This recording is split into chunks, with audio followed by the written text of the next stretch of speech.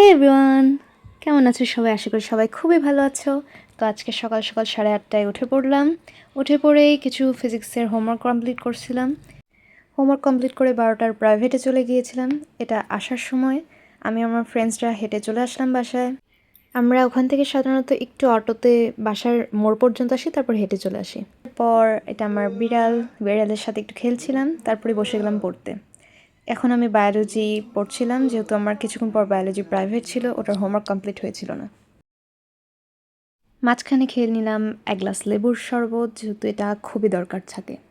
এরপর biology, English আর Bangla private পড়ার পর অনেক টায়ার্ড হয়ে গেছিলাম, তো একটু সজাগ থাকার জন্য খেয়ে নিলাম এক কাপ কফি। আমি কফি সাধারণত এভাবেই বানাই, এটা আমার রেসিপি। তবে সাধারণত আমি দুধটাকে মিক্স করে ফেলি, কিন্তু আজকে করলাম না, আজকে আমি অনেক টায়ার্ড ছিলাম।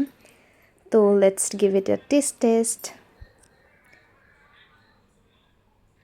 অনেক মজার ছিল। এরপর ঝটপট কফি খেয়ে নিলাম। সকাল থেকে এতগুলো প্রাইভেট পড়েছিলাম যে টায়ার্ডনেস আর কি বলবো। এরপর আবার বসে গেলাম পড়তে। এবার আমি ফিজিক্স পড়ছি, ফিজিক্স কিছু ম্যাথ সলভ করছি, যেহেতু এখনও সৃজনশীলে যাইনি। এখন অলমোস্ট 8:30 বেজে গেছে। আমি অনেক টায়ার্ড ছিলাম, কিন্তু তারপরও ভাবলাম যে একটু বাজারে যাওয়া যাক। বাজার থেকে ফেরার পথে মা আমাকে একটা আইসক্রিম কিনে দেয়। এটা মাচো আইসক্রিম ছিল, এটা আমি ফার্স্ট টাইম ট্রাই করলাম। এত অতটাও ভালো ছিল না, আবার খারাপও ছিল না। ইট ওয়াজ আ মিড এজ।